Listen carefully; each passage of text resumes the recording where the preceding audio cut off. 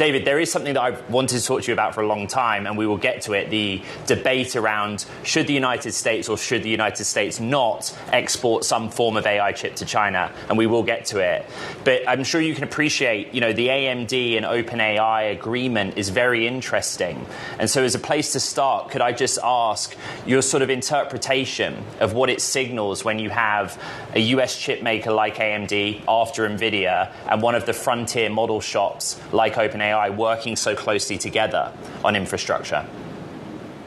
Well, and I think the main thing here is just there's an AI boom going on, and the market is highly competitive. We have a number of leading model companies. We have a number of leading chip companies, and they're all competing with each other, and they're all booming. And what we see here is that this AI boom just keeps going and keeps driving businesses to new highs.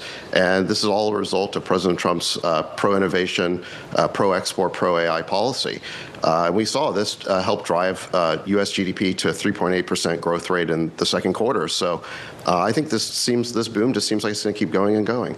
And we just heard, I think it's Jensen Huang was the latest on a podcast, shouting out those that are in the team at the White House at the moment, guiding when it comes to technology, David. But I'm interested as to whether you as an investor have great comfort in these relationships being built, financial relationships between chip designers and the chip users. Well, I think it's up to them. I don't really take sides in these deals. We want all of our American AI companies to be successful, and they're all competing with each other and cooperating with each other. I guess it's called coopetition, and that's a great thing to see. We just want, putting my AI hat on, we just want these markets to be competitive, and we want American companies to be successful, and that's what's happening right now. I'm looking, therefore, at the future rollout, the build-out, anything that gives you pause in terms of actually the infrastructure needs here at the moment, David? Well, anytime you're working in the world of atoms, it's going to be more complicated than when you're working in the world of bits. And so it's very important for us to scale up the amount of power that's available to AI companies. And you're seeing that thanks to President Trump's policies that are pro-energy. The president, backed the idea of drill, baby, drill going back many years. I think he was very far-sighted in this regard. He understood that energy is the basis for everything. It's certainly the basis for this AI boom.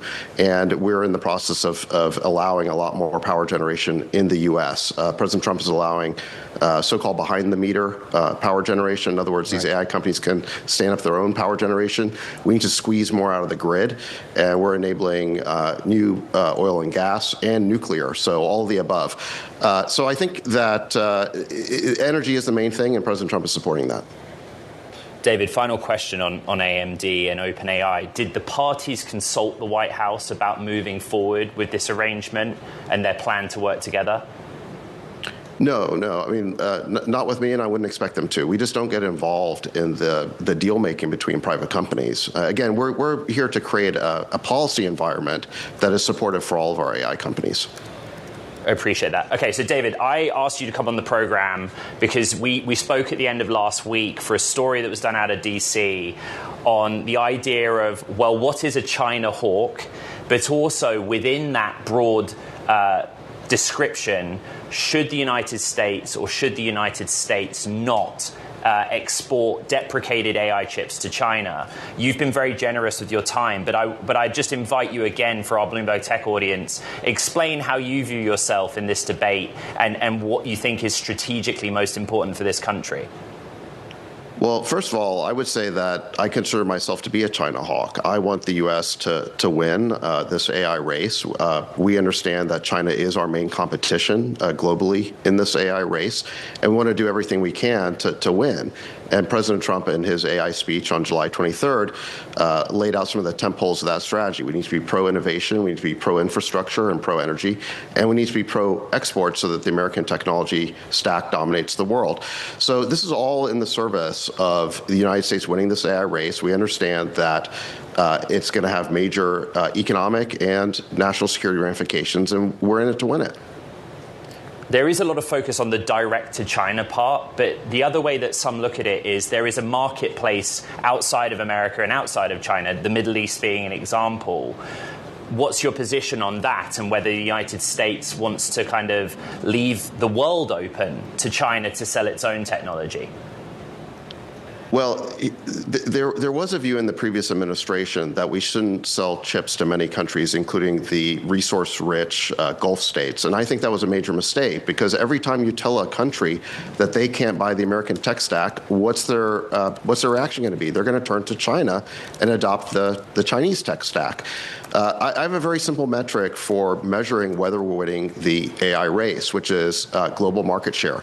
If we look around the world in, say, 5 years, and we see that the American technology stack has, say, 80% market share, that means that we won. But if we look around the world in 5 years and we see that the Chinese technology stack, and I'm talking about Huawei chips and DeepSeek models, for example, has 80% market share, then obviously we lost. By the way, that's what happened in 5G. We don't want a repeat of that. So again, the strategy here should be for the U.S. to dominate the world and have the greatest market share.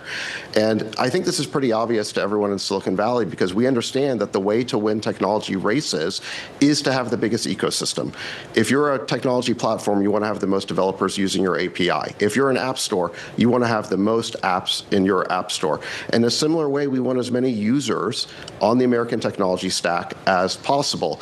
And I find it hard to understand why the previous administration would exclude these rich countries from participating on our tech stack. It certainly didn't help us in the race with China.